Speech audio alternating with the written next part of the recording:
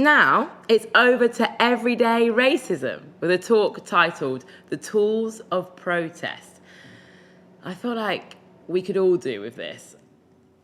In modern times, we have to kind of investigate and reconfigure perhaps our activism quite often, because I think it's very easy to be a warrior online.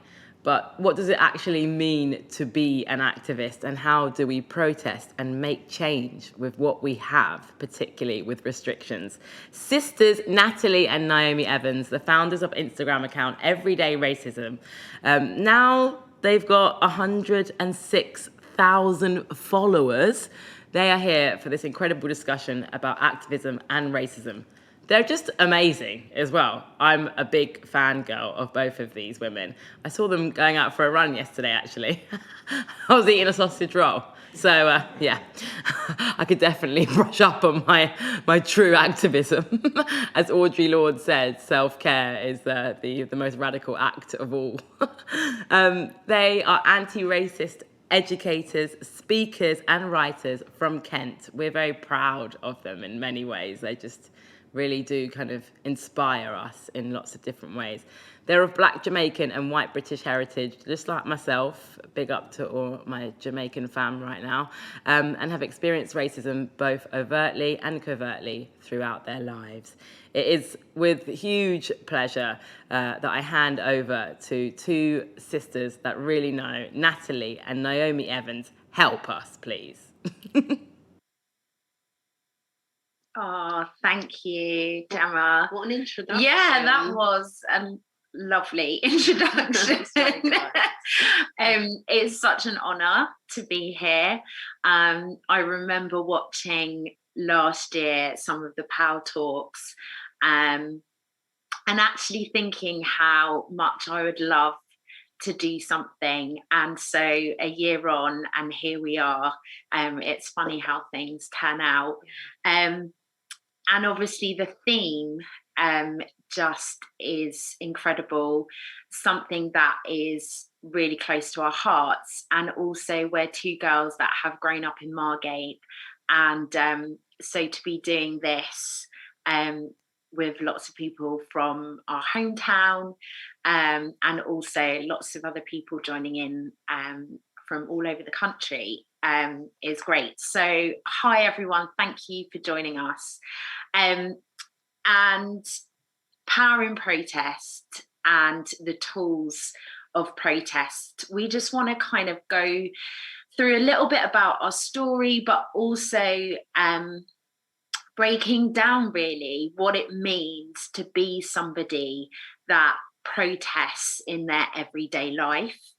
Often we think about protesting as being something where, you know, we physically have to be present, and, you know, we go out on march, or we do physical protest, but actually we really believe in the power of protesting just by showing up in the fullness of ourselves, especially as women. And we're going to break some of that down this afternoon. So thank you so much for joining us. We'll also have some time for questions as well. So if anything comes up and you want to ask us a question in the second part, then we would love to hear from you. Yeah, please do ask questions. We like questions. Yeah. It's good.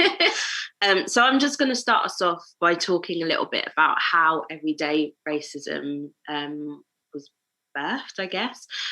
Some of you might have heard this story already, and some of you might not, but I think it's really important to start with the journey, because that's a massive part of what we're talking about today. So back in 2019, at the end of the year, I was on a train coming back to Margate. I think I was in Gillingham or somewhere. I'd just done a day of meetings, was very tired, and I got on the train and sat down, and two white guys got on the train, and they were very loud, and they had cans of beer in their hands, and so I was thinking, oh, they're probably just having a merry time. And as I was kind of sitting and just looking around, obviously notice, and this is something that we notice a lot, that, you know, I was the only brown girl on the train, and that's not unusual, especially kind of here in the area, although it's getting better. But growing up, it was very much only us in the room. And the two white men got on, and they were being quite loud and rowdy. And I kind of at first didn't think anything of it, but at the time also a little bit, you know, a bit wary, kind of thinking, okay.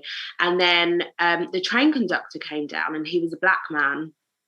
And again, it was kind of, you know, for me, I was like, oh, you know, wow, another black person on the train. But that is when I remember thinking, I'm not sure now if this is a safe environment. I kind of looked at the guys and I thought there's something not quite right there. And I think that is something that, again, we've had to navigate as being kind of minorities in the room, of when is a good or safe space for us. And then that's when everything kicked off. He asked the two white men for their train tickets, which is what you do when you work on the train. They responded saying, you know, I don't have a ticket. And he said, well, that's not how this works. You always have to have a ticket to get on the train. This went backwards and forwards, and this end resulted in them actually saying to him, well, did you have an effing passport to get into the country? And at this point, I decided to press record on my phone, because, you know, I've just heard a racist incident. I'm witnessing something, so I need to turn my phone on. And this escalated even more. And then they kind of turned around and said, well, you know, I'm not racist because I've got mixed race children. And actually that's when I decided to stand up and say something. And it was a blur. I mean, the video is on our page, it's on our website as well, and it's not the best, in the sense of I don't think I handled it very well. I didn't say what I wanted to say. But I remember after that incident had happened, I got off the train, I phoned Naomi because I knew she would be kind of the only person that would understand. And, you know, we both asked the question, why didn't anyone say anything? The train was full. But, you know, looking around, there was a woman who put her headphones in, a guy who put his newspaper closer to his face to try and ignore it. Two younger guys who clearly just didn't know what to do or say. And it was a very, very traumatizing situation. It's nothing new. It was obviously very traumatizing for the train conductor as well, and he was very, very upset.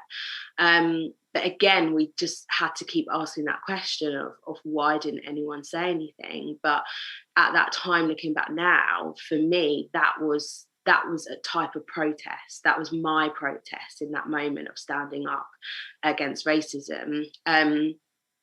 Months down the line, obviously the tragic murder of Ahmaud Arbery had happened in America, the lynching, and then soon after the murder of George Floyd. But after Ahmaud Arbery, there was a lot of our friends and family who are white were saying, well, I can't believe that this is still going on. You know, America, it's such a terrible situation over there. You know, it's so good that it doesn't happen here. And for us, that was a massive kind of, you know, really, people really don't think that it happens here. Like, people honestly think that racism doesn't exist. Like, this happens every day, you know. And I wanted a way to be able to show my friends and family what was happening and what happens to us on a daily basis, whether it's, you know, like a overt go back to your own country, or, you know, kind of covert, I want to touch your hair, you know, where are you from, you know, those sort of everyday microaggressions. And so I decided to share the video, not really thinking anything, just thinking, you know, this might help my friends to understand that, you know, this only happened a few months ago and it happened on our doorstep. And it got picked up and it went viral, and it's been seen by over 1 million people now. And I think, again, the kind of narrative around this sort of video was, why didn't anyone else say anything? Like, why was it only you? And it was then that we had spoken about wanting to share our story. We've got a lived experience of everyday racism, but we were never sure what that would look like or how that would manifest. And it was that day that we realised that we needed to start a platform to share stories of Black and brown people and the everyday racism that we experience. And obviously, after the murder of George Floyd, the world really did wake up and realise, okay, systemic racism is a thing. We need to dismantle this. It's not enough to say that I'm not racist. I need to be anti-racist. And our page grew, and we started to develop resources to help people in their work. We sort of say that we're more of a stepping stone into this work.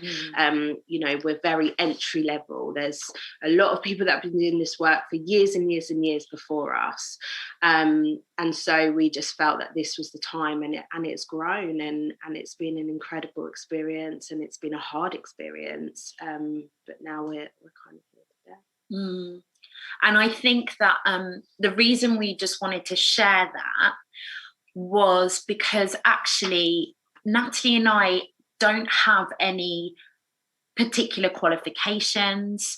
We're not, the best writers. We're not, we don't have lots and lots of experience. But what we do have is our lived experience. And I think if we were going to say anything today, it would be that purely by showing up as women, and also as marginalised women as well, because obviously there's the intersections of womanhood, that is a protest. And everybody has the tools and the power to be able to protest. And I think if there was any message that we had today, is that we all have the capacity to stand up against injustice and bring about change. And I think sometimes there is the sense that, well, I haven't got a big platform, or, I don't have these skills. But everybody has a gift. Everybody has something that they can bring to the table, and everybody has something of value to offer. And as women, we are so incredibly powerful, because even just existing is a challenge. We have to overcome so much. And so by living and showing up in our fullness, that is a protest. And women are a threat because they are powerful. And so I think the first thing to remember is that by you showing up as your full self, that is a beautiful protest. And I just want to encourage you, if you're maybe sat there thinking that you don't have something to offer, then that is a lie. That is not true. You have influence and you have power in ways that maybe you just haven't discovered yet. And when we do find that way that we can meet our giftings and our abilities with bringing about change, that really is when we live in the fullness of power. And that is when we are truly protesting, because we're going against everything that we've been told about ourselves, that we are not good enough, or we don't have enough, or we're not as good as. And they are all myths and lies to stop women from reaching their full potential. And I think it is really important that we look at the intersections of womanhood, because we don't all have the same experiences, and we're not all the same, and we don't experience and live this life in the same way. And so there are privileges that we obviously need to recognise. So for Natalie and I doing anti-racism work, one of the things that we have to recognise, and we do recognise, is that we're light-skinned. and there are we are seen as more palatable in this world because our skin tone is closer to white. And so for us, one of the things that we make sure that we do is that we listen to and we uplift the work of darker skinned women who have been doing anti-racism work. And I think it's really important that we recognise our different privileges and we make sure that we are standing up for those that are more marginalised than us. Because obviously, as women, we are all fighting the patriarchy. We're all fighting, the disadvantages that we have as women. But actually, we have to recognise that different women are walking different paths because of the way that misogyny and racism works. And so I think, it's really important that when we are thinking about protesting, we are making sure that we're aware of the people that are more marginalised than we are. Yeah, it's good. I'm just going to read a quote. I should have worn my glasses. I forgot, so apologies. Every human must decide whether they will walk in the light of creative altruism or the darkness of destructive selfishness. Life's most persistent and urgent question is, what are you doing for others? Martin Luther King Jr. And I just love that. And I think that within our work and within everyone's work, we are obviously speaking more about anti-racism work, but I think that this can be applied to any activism that you might be involved in, and approaching injustice it's not easy. It takes courage. It's uncomfortable. It also takes compassion. And we need to be authentic in ourselves, as Naomi was saying, but we need to, and that also will manifest over into being authentic in our work. And we need to remember that it's about being proactive, not always reactive. And reactive isn't a bad thing because there's things that happen that we don't see, we don't know. But in a lot of this work, it is about being proactive and educating ourselves and learning so that we are ready for this fight, essentially. And I think as well, it's about being honest with where we are as women and as humans, and honest with how we're feeling in this process. I think this work is continuous. It won't stop. It's going to continue and continue, and it's relentless. So along the way, we need to look at ourselves, we need to assess ourselves, we need to stop and think, okay, what am I thinking here? What am I feeling here? What am I doing here? It's, we're never going to get to the destination and it's done.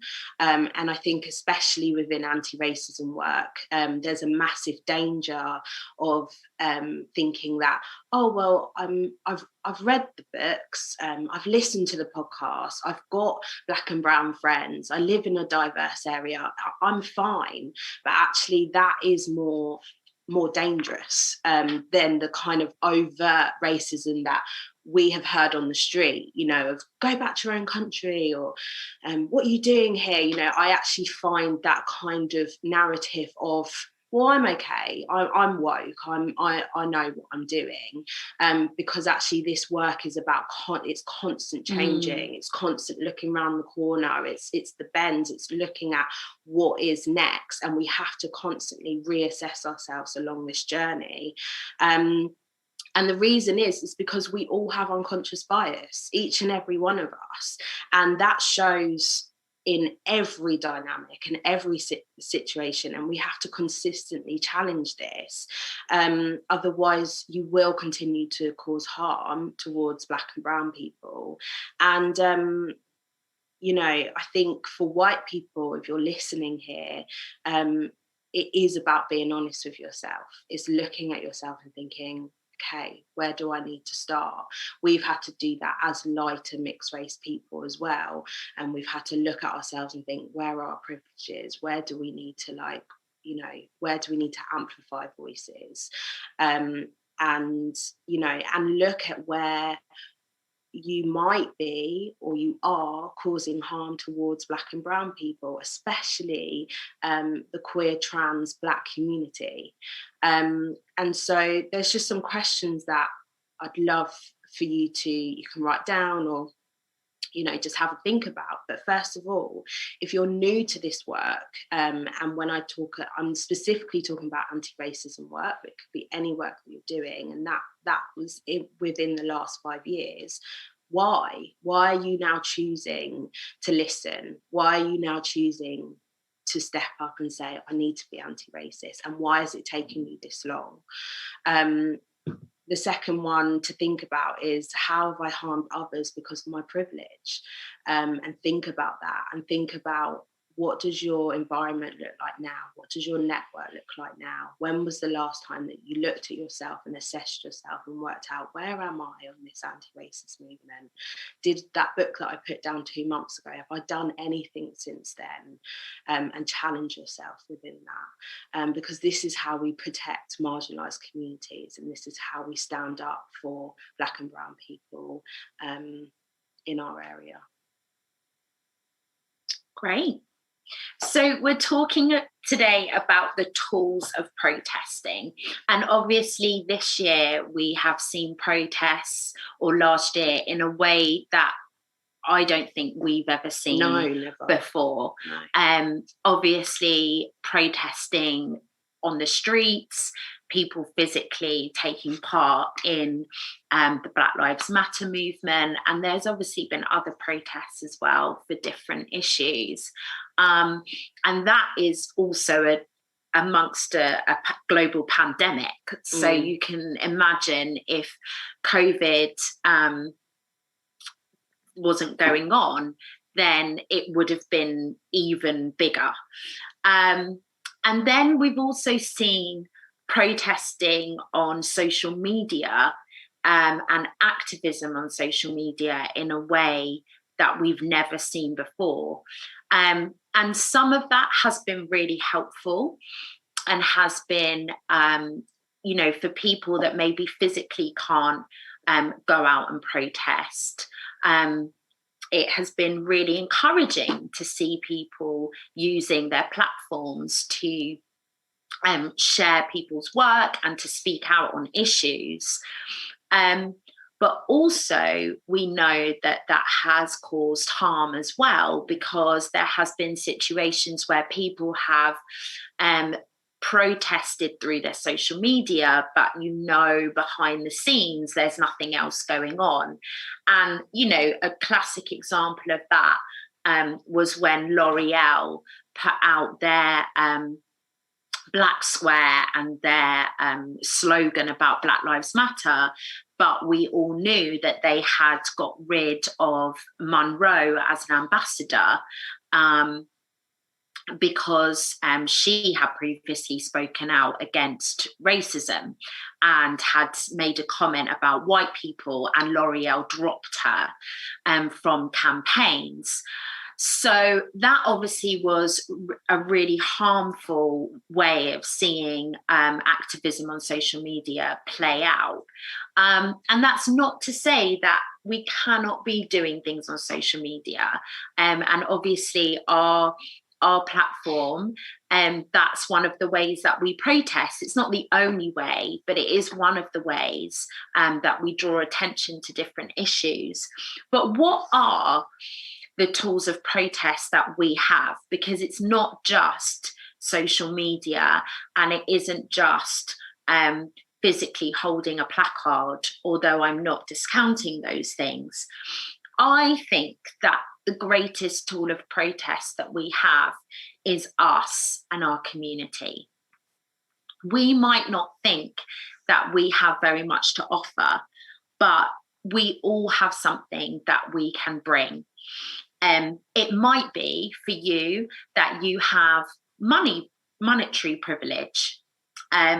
You might have extra at the end of every month. You might have had an inheritance. You might have some, extra funds, and you can use those funds to help support other people who are doing work and maybe don't have that kind of capacity. It might be that you have time privilege. Maybe you have a day or a few hours every week, and you can use those to do something for others. Maybe you have resources in terms of space that you can offer. Maybe you do a job role where actually you have resources that you can donate or give to activists or people that are doing work for marginalized people. The things that you're good at, maybe you're really good at writing letters, and maybe you're somebody that could offer that service to somebody else that is doing work and protesting. So using the tools that you have, they don't have to be something that, people consider as like this incredible thing.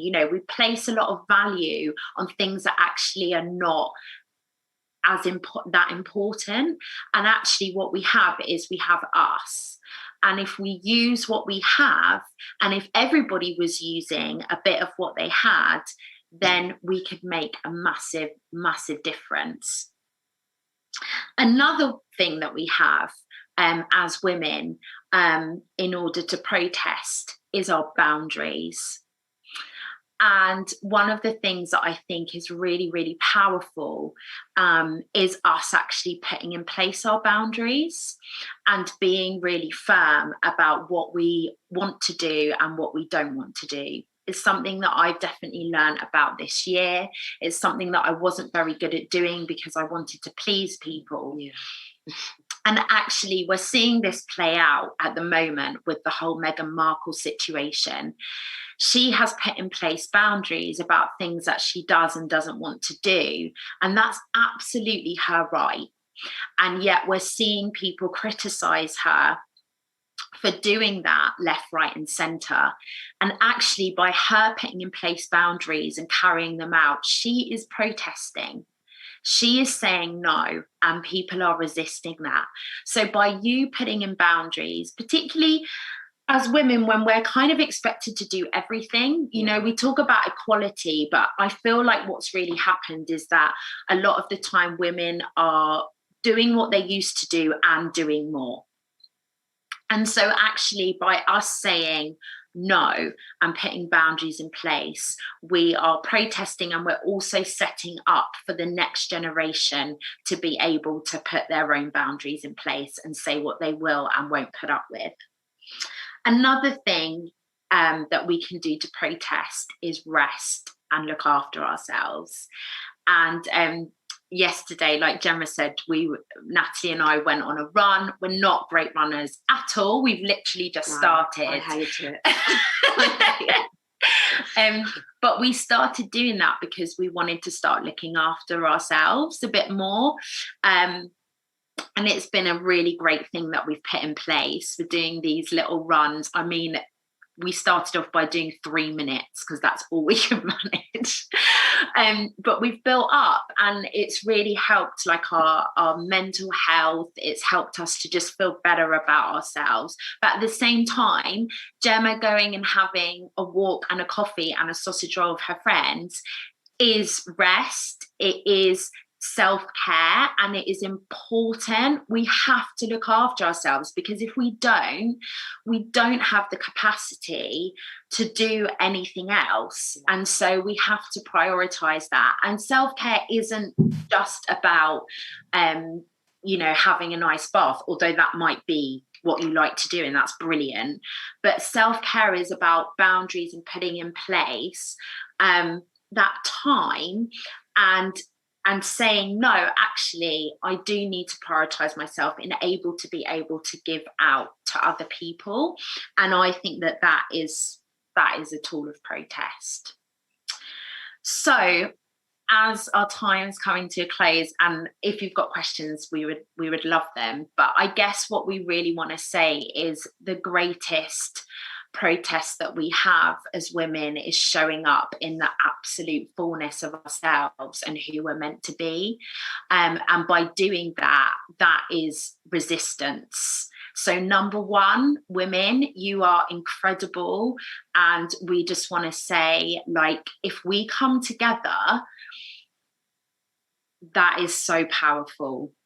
And if we come together in the fullness of who we are, celebrating each other, we literally can do anything. Wow.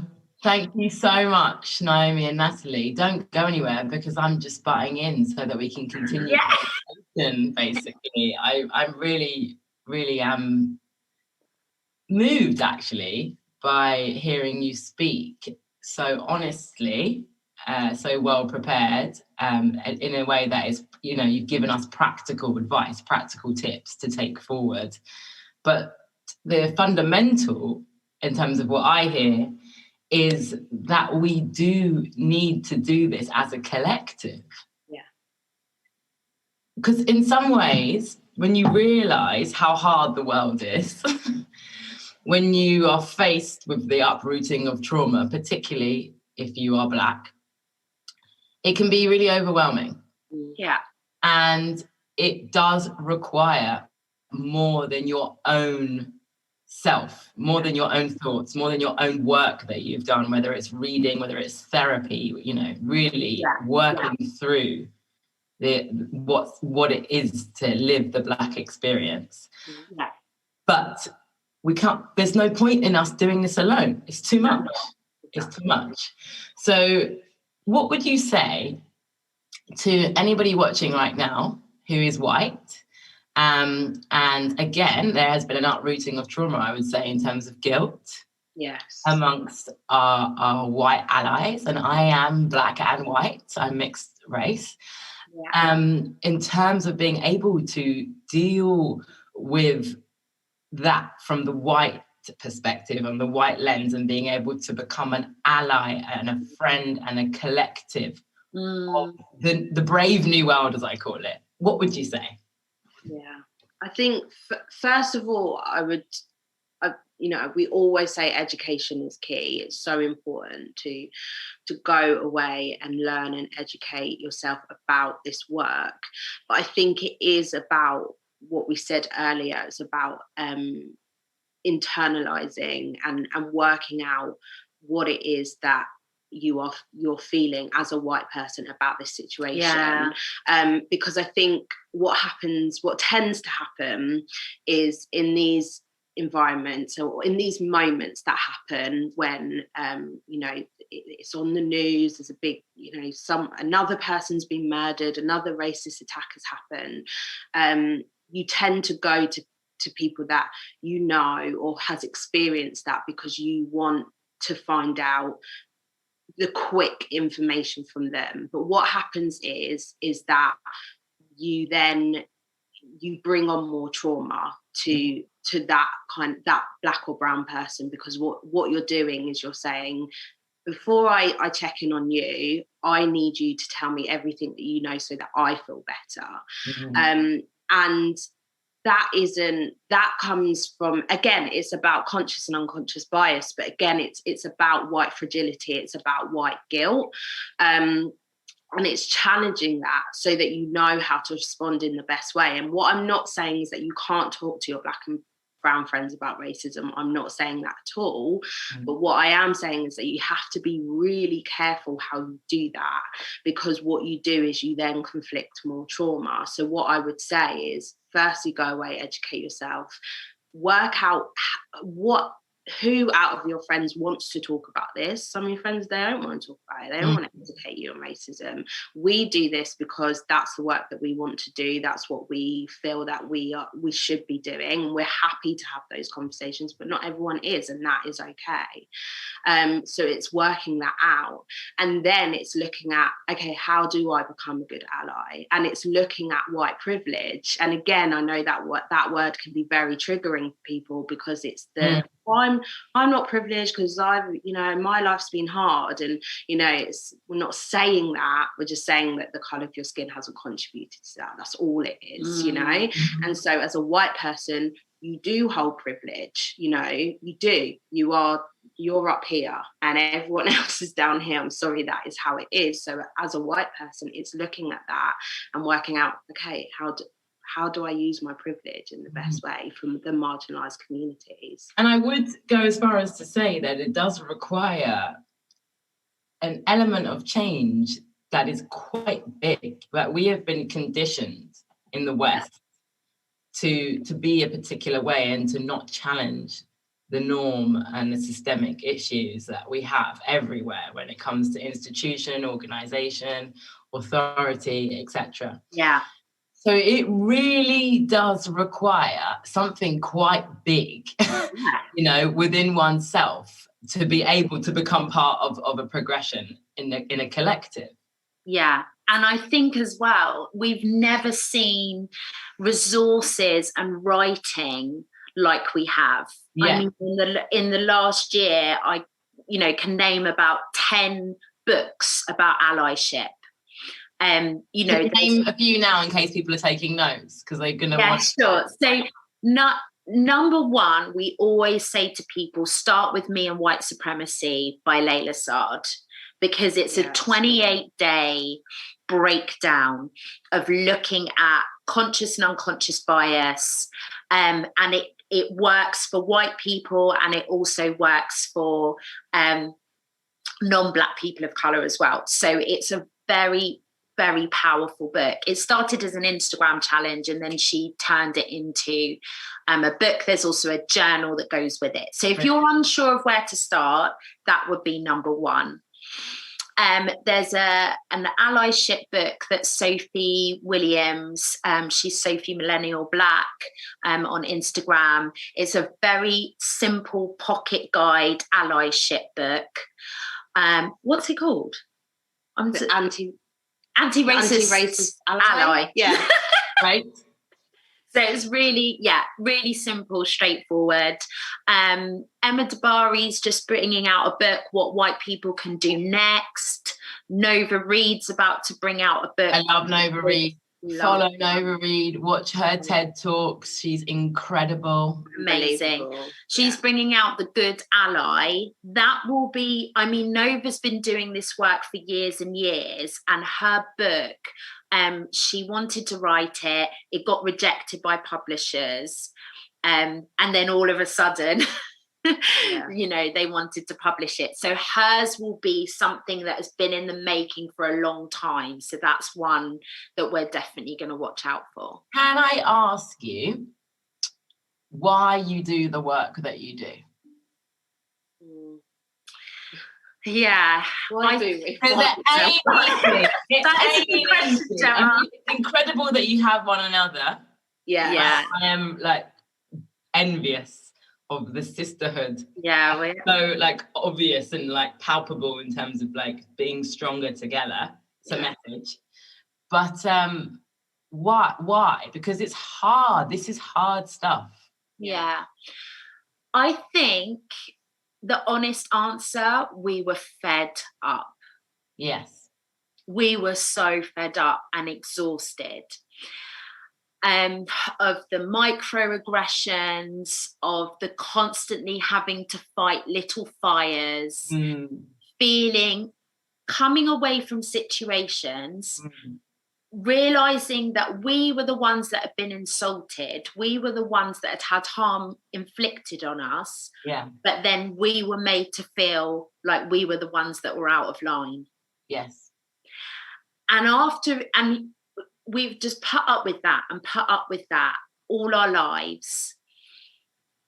And I think we just got to a point where we were like, actually, I had to stop myself from expletives then. My mouth was like,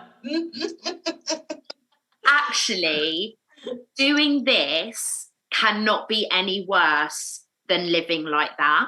Yeah. okay, that makes a lot of sense. It's very So, powerful. like, the fact that, you know, we obviously have lots of racist people that attack us, etc., and it is very tiring and there is trauma. Actually, the way we were living before was more traumatic because we weren't living in our truth. Yeah.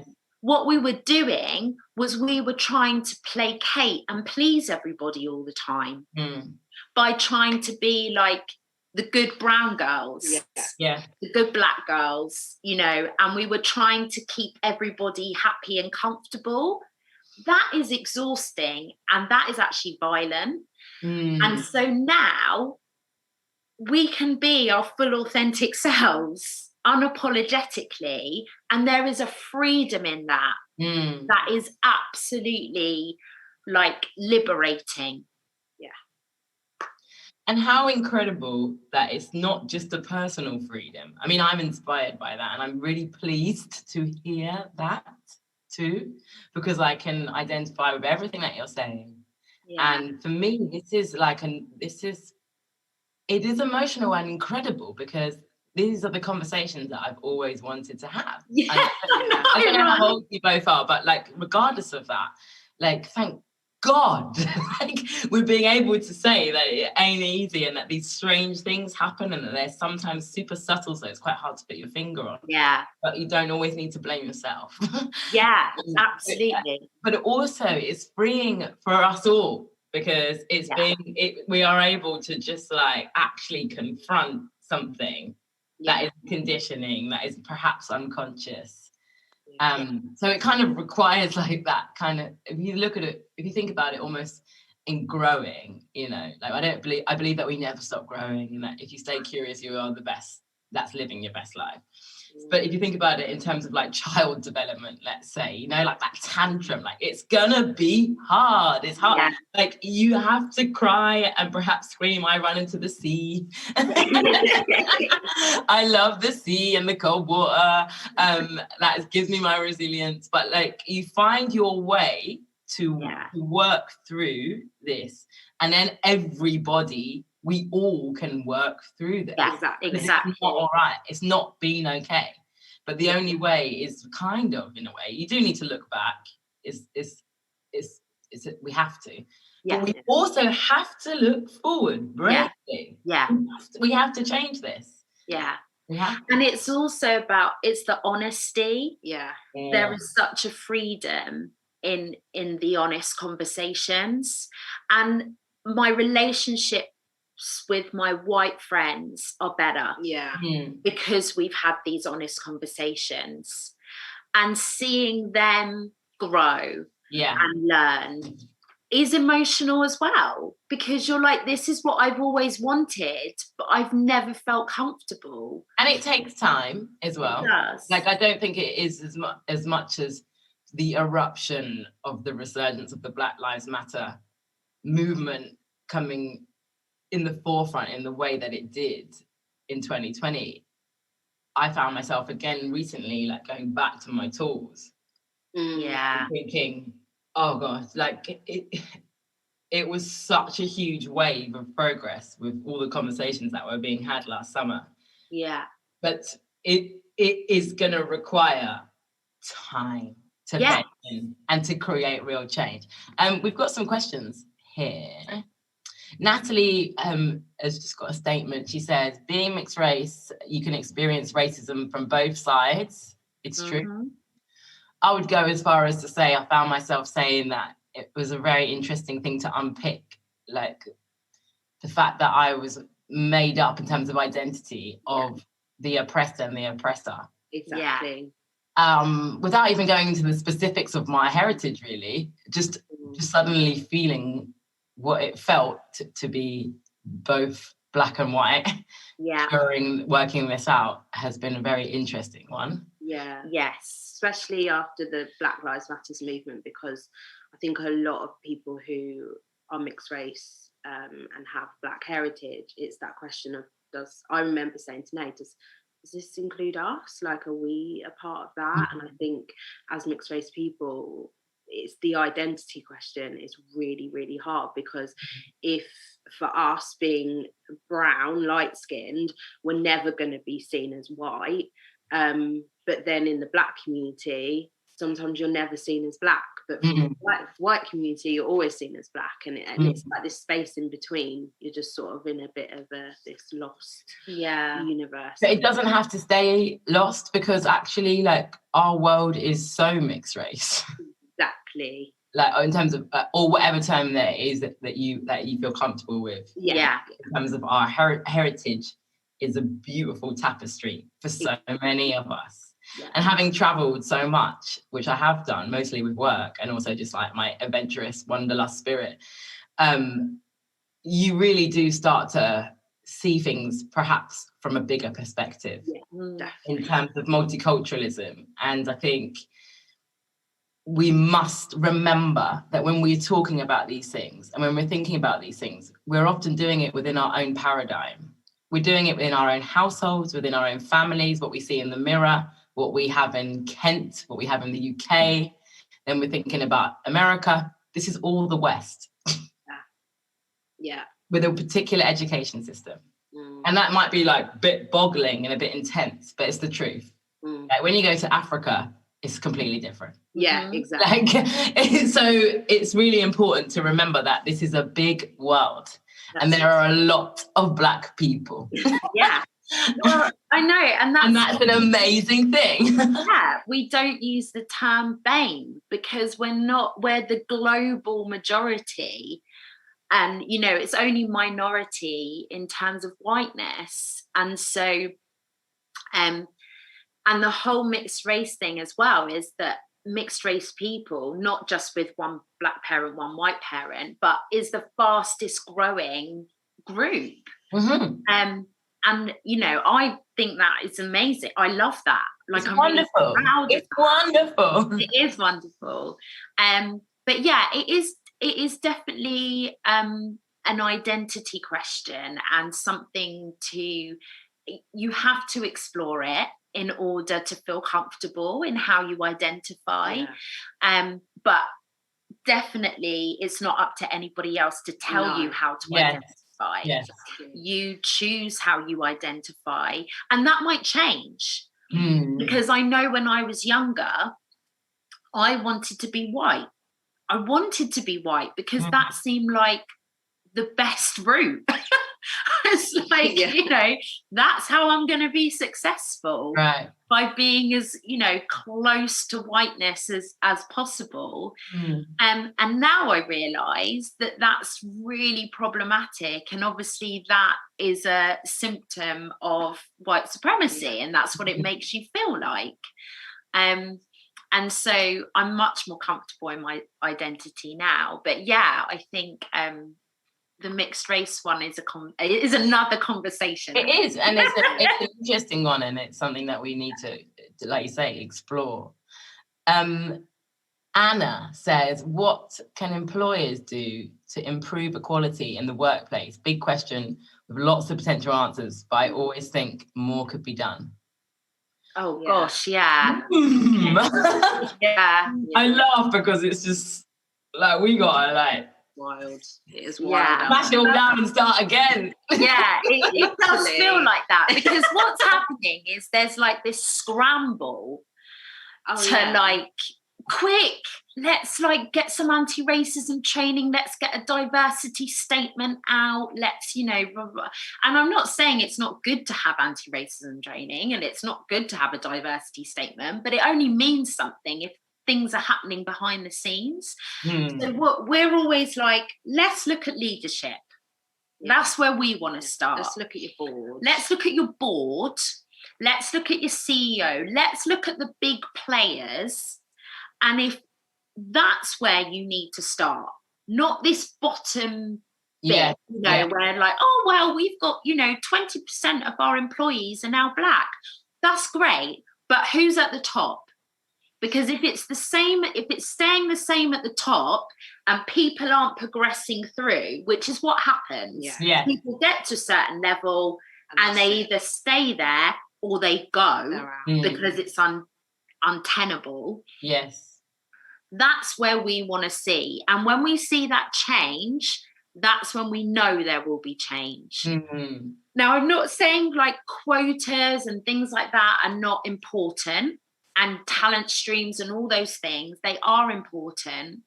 But actually, what I'm interested in is leadership. Yeah, very, very key. And you know what? Like, just on a kind of aside, like, when I think about this, I totally agree with you. I am shocked, I'm flabbergasted often that people in positions of power really do find it more difficult than anything. Yeah. To step aside. Yeah.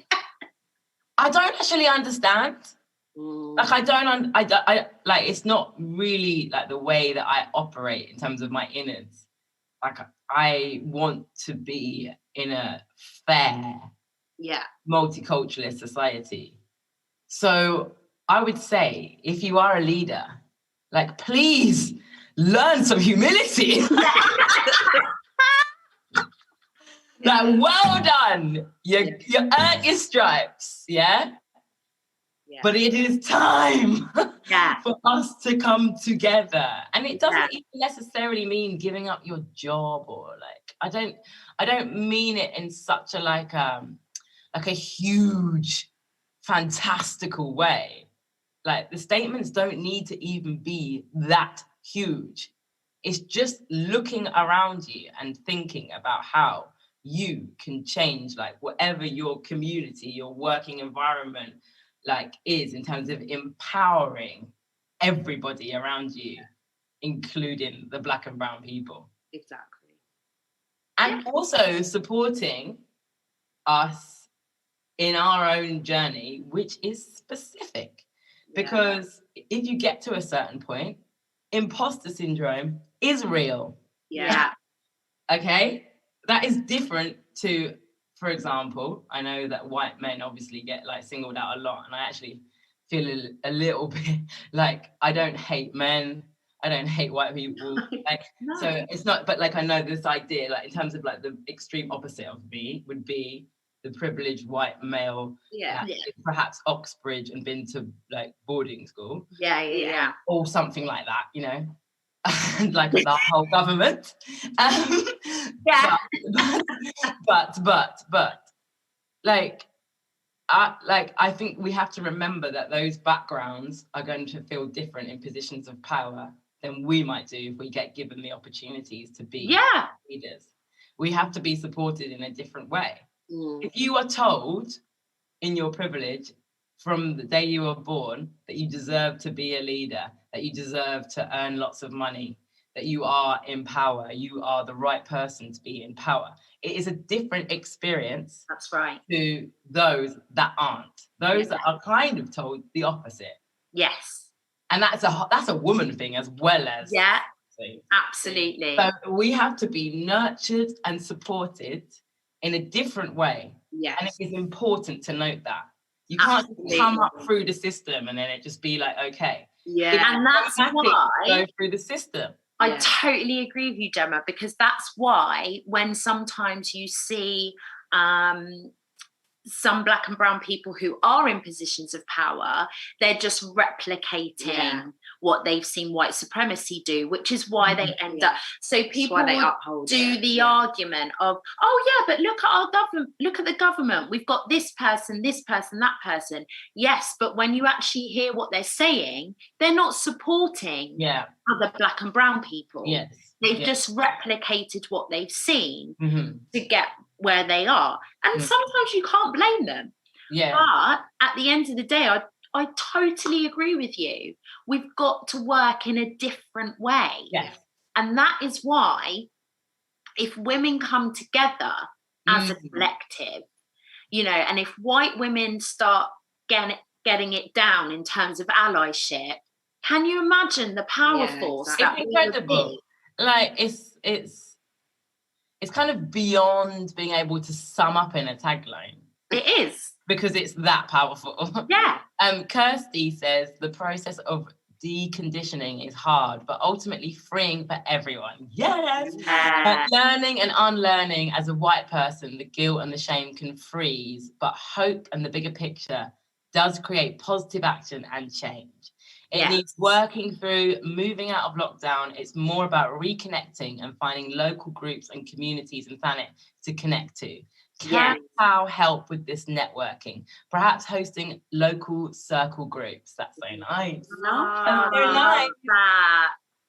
I mean, I know that the POW team are on it. They really are. Like, I know they come under scrutiny too. And I've got to say, I defend the POW team like with my heart, because the kind of the bigger perspective in terms of inclusion and progressive discussion and really being brave and going there is at the forefront of the POW team's mind. And it's always good to feed back, to plug in, to talk. You know, we need to talk. We need to talk about hard stuff. Yeah. But I would say, having hosted so many panel chats in my life and career, been to many, met incredible people, interviewed them, read lots of books, traveled, etc. This, what's happening right now here in Thanet, is one of the most progressive and exciting things. That's amazing. It is. It's going there. It's not afraid to go there. Yeah. And that's so encouraging, because growing up here, I'm telling you now, Gemma, I'm telling you now, as a child here, never in my wildest dreams would I ever thought this would be happening. No. You know, seeing people dem collective, all of these like movements happening, and Black and brown communities coming together, and even like at the Black Lives Matters march. Oh my goodness, that was wild. We left because we just thought it's not going to happen here. So to come back and see 4,000 people marching, it literally makes me shiver, because I couldn't believe it. I'd been in lockdown for 3 months alone, which was an amazing and insane experience. And then coming outside to do that, and I don't know. I mean, I have a lot of friends here and I know a lot of people, and it was beautiful. But at the same time, I couldn't actually communicate with any of them. I was just at the back, just crying. Just like being swept along by something so wonderful. And I've got to, again, actually, in this moment, big up People Dem Collective. Because again, I will say, having experienced all sorts of discussion from different levels, mostly because of my job. Like, I'm very thankful for my career. Yeah. People Dem, what they're doing is incredible. It is so strong. Like it's really like, it's progress. It's like pushing for progress. Yeah. And I know that like they're a team of people, but watching the core members just like absolutely smash it in Thanet. Thanet. With like big future plans, like it's just a beautiful thing. It's very exciting. I love that idea of the when we can coming together. Absolutely, I'm sure POW would we'd love to do that. We'd be interested in doing that for sure. Amazing. Natalie says, I'm sending you a link to my documentary, 50-50, The Mixed Race Experience. Bring it. That sounds amazing. Thank you, Natalie. Harry says, thank you so much for doing this and everything that you're doing. You are amazing. You are so amazing. Anna says, it's very hard to undo social conditioning, let alone be aware of it. Being aware of your own bias is key. Hi. It's a yes from POW. We want to do it. Yes. Let's talk. The head honcho says yes. It's happening. Love it. POW here. So they're on the chat. Go on the chat. Use the hashtag. Tell your friends. Let everyone know this is happening. Thank you all. Hope it continues to go from strength to strength. Says Kirsty. There's so much here. Angela, thank you for telling us it's okay to care for ourselves first. It's such a hard step, so much guilt wrapped up in that. Perhaps I should label my self-care time as working on myself to help Absolutely. feeling. Oh my goodness. Pleasure is what we live for, people. Yeah. I ain't giving up my pleasure for nothing.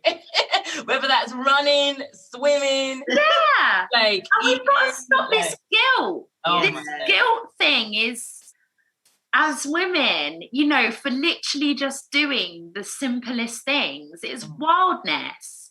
Like men, there's a lot of men, you know, and I'm not getting down on, I'm married to a man. Like I love guys, but like, we've got to stop this guilt thing because they don't have it. A lot of men don't have it in the same way. Like my husband, he goes off to the gym. He's not driving, feeling guilty and wound up about it. You know, we've got to stop this. Yeah, it's time. Come on now. I have a really lovely memory. So I'm sure a lot of people here know Brigitte Aphrodite. Yeah. The artist that is just, I don't know, queen of Margate. There's many queens of Margate. She's a really old friend of mine and I love her. And we went for a swim one morning in tidal pool, and we'd actually crossed the street in our swimming gear because I was living opposite the tidal pool in like green face masks. Thinking that nobody would spot us. And then we still got these compliments from like these guys like being a little bit like annoying, being like, all right, ladies. And then they were like, hold it. And I was like, wait a minute, we are in like wetsuits, green face masks, looking kind of otherworldly. And apparently we still got it. So you know, I feel that there are so many forms of us like having fun, looking after ourselves, how we present ourselves, like who we are, like just be it in your fullest and allow others to do so too. Absolutely. There's a lot of fun to be had, you know. There's a lot of joy, particularly here. Oh my goodness. Oh, we live in like very blessed. So much fun here. Oh my, it's amazing. It's amazing. It really is. Like the Isle of, I mean, it's a crazy place, but it's crazy. Harry says, our talk's available to watch back. Would love to share this with people. Angela, I'm a photographer and artist, a senior lecturer in computing at Canterbury Christchurch University to pay the bills, and I'm very interested in helping to build community and sharing the dissemination of information. Wow. I like that. There's so many brilliant brains here. There are. Put some face masks on, have a swim in the sea, the book club can happen, everything can happen. So I hear that you guys have a book club, right? Yeah, we do. So it was kind of by accident, but it's happening. It's happening. We now run a book club, Gemma. Why not? Why not? Yeah, so we do a book a month, and they're all written by Black, Indigenous, or people of colour. And it's free to join. You just literally subscribe on our website. And then the beauty is that every month we do an Instagram live with the author. Like I'm literally living my dream by interviewing these authors. And then we give out the talks as well for the subscribers. Brilliant. Yeah, really simple to get involved. Brilliant. I'm just going to plug my own book then. You don't have to read it all. I would say for anybody, I wrote my book for the young adult audience. So it's kind of like for little me. So if anybody is worried about the teenagers in their life, particularly those that have seen some kind of trouble, you know, like there's more like the ones that are potentially vulnerable. Open a toolkit for how magic and messed up life can be. It's fully illustrated. You can dip in and out of it. It's got a full index at the back. So amazing. Particular subject matter, you can go to it.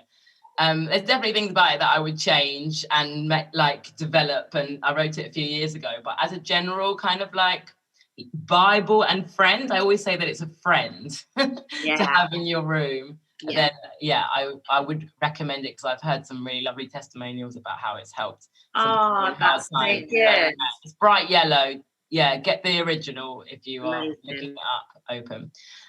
What is the best book that you read recently? Oh, well, we've just my finished goodness. White Tears, Brown Scars by Ruby Hamad. Oh, incredible. wow. We'd recommend that to everyone. I'd say that's the best one I've read. The next one in the book club is This Is Why I Resist. By Dr. Shola. And we've just started that. Really powerful really as well. I'm reading Do Better, which is about it's about, see my little tabs. It's about spiritual activism for fighting and healing from white supremacy. Wow. Rachel Ricketts. Really good. So definitely recommend that. That's incredible. There's so many good books out there. I feel like books can save lives. I believe that. 100%. Yeah. Follow at Everyday Racism on Instagram, of course. Do you feel pressure ever? Yeah. It's like your own journey. You're young women, like having to take on this responsibility is quite big. Yeah, I think a lot of the pressure I think is like getting it wrong. Right. But we're really learning in that, in the sense of like it is okay to get things wrong. Like we say that all the time. So I think, but sometimes you give advice to other people, but you never really listen to yourself. I'm like, oh yeah, it is okay. But I think for me, that's the pressure of like, oh, what if we say something that wasn't quite right, or what if we offend someone, or and mainly we want to make sure that we amplify Black voices. That's what we really want to make sure we do. So I think we're always very conscious of like how we say things and knowing. I feel as well, like we're in a kind of time culturally where everybody is a bit scared of that. Offending others and getting it wrong. And it's because we are in a new landscape. So I feel like I want to tell everyone to reach out right now and say, explore, express, talk, cry, laugh, swear, let it out. Let's try. Let's look at some of the weirdness of what's been normal in the past to help us grow together, and reshape language. Forgive ourselves and let go. And it's the only way to discover what feels really right as a truth. And as a fair equality is to have it out, really. To actually heal together, we have to get it out there. We have to explore it. There's a difference as well between people who perpetually choose to harm, they do something and they make a mistake, but they learn. And I think that is very different. Like if we made a mistake and we knew better, I think we'd be comfortable in being honest about that. But then there are people, Piers Morgan, who just is not interested in learning from anyone else, or admitting when they've maybe made a mistake or whatever. That's a completely different culture. I hear you. Yes. Okay, so we can make mistakes, but we have to make them and we have to learn from them. Yeah, exactly. And be accountable, and that's the whole thing of us being a community. It's like we can hold each other accountable. It doesn't mean that, it's just like, oh yeah, get on with whatever you do, that is. But we're doing it to help each other. We do it to help each other, And then it starts to actually feel better too. Be better feels better. To be kind is a good feeling. Exactly. Honestly, I've got to say that having done a lot of self-exploration, a lot of work, a lot within myself.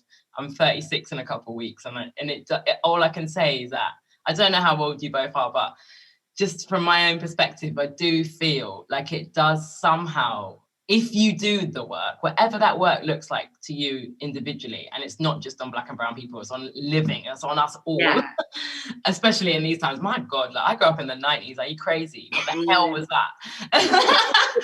Like, I feel like it does, when you actually do it, it's hard, but you start to find a place that feels better, you know? Absolutely. To do better feels better. Yeah, it's good. Even though it's so difficult to confront, to hold yourself accountable, to look back, to reshape language, to uncondition oneself, to not be so hurt by the act of others with their own bullshit. It is rewarding. It make you, like, you start to live better. You do. I totally agree with that. I'm 37, Gemma. Yeah. 31. She's the baby. Baba. Yeah.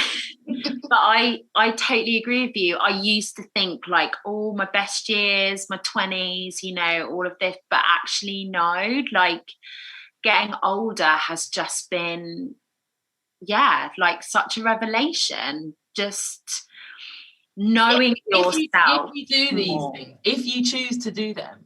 Absolutely. Because you can just live a life like with your eyes closed to the things that are wrong and accept a lot of stuff that is not working for many. And you do, I don't know about you, but you know yourself so much more. Like, you know, I've been through the therapy and, you know, still gonna continue to do that and all of those things, but you just feel so much more comfortable in who you are. And I think, you know, I see women in their 40s, 50s, and they're doing incredible stuff. And you're just like, yes. And it pays off, because I'm looking at both of you as young women, regardless of actual age, and I see two women in their power.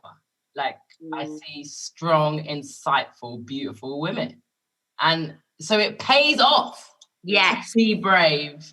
To put yourself out there, to admit, to work, to read, to like express, to activate, you know, like to live in in the fullest way. Yeah, 100%. But it's not just on us. It's not just on us as Black and brown people. I'm sorry. I'm sorry. It's on all of us. Yeah, 100%. And like you say, it's important that when, you know, you have those privileges, that you look after and uplift and support those that are more marginalized than you. Yeah. And sometimes that means stepping aside. Mm-hmm. It means giving up opportunities. It means being and feeling uncomfortable, because you've got to kind of speak up and speak out about something, you know?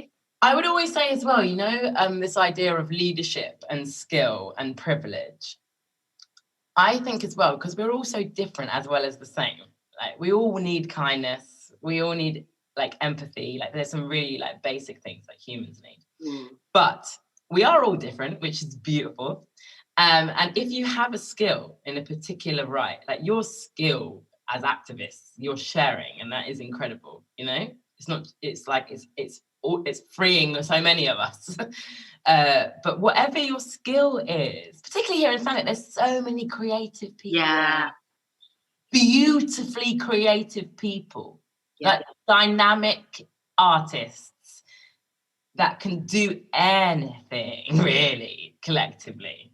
So I think, remember, like, and hone and work out your craft, your skill, your talents, you know, your attributes, and share those with those that need it. Absolutely. You know, like, think about the most marginal. Like, if you were a yoga instructor, who on your street could really do with the yoga for free? Yeah. How do you invite them into your conversation? Exactly. If you own a trendy, hipster, lovely, very cool, lifelong dream business, how do you make sure that the community that have always been here also feel welcomed? In your aesthetic even. Yeah. In terms of like how you decorate your place. What are you doing? Like, there's just little things. Like, I know we all put rainbows in our windows to support our NHS workers, rightly so. you know, to show, but like, what else can you put in your window that's there forever to make people feel welcome and understood? If you are some sort of practitioner in any type of healing, the amount of trauma that I know statistically that Black people hold in their bodies because of microaggressions, and even worse than that, racism every day. What can you do?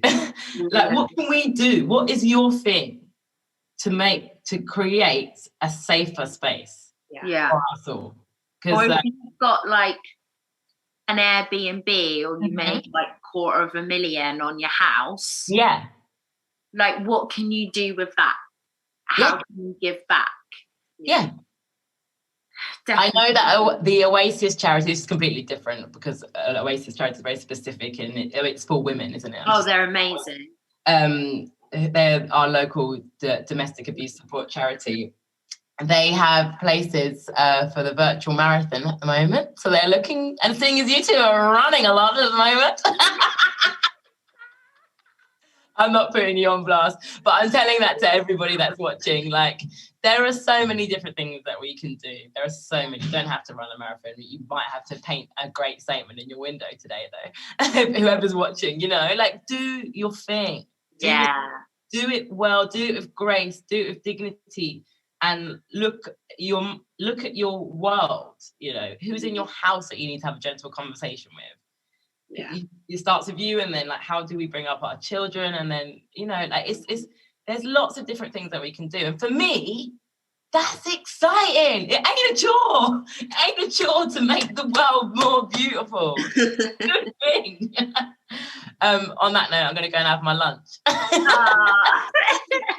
Thank you so much. Thank you. Thanks, Gemma. Beautiful women, Natalie and Naomi from Everyday Racism. It became, I forgot that people were watching. It just became a nice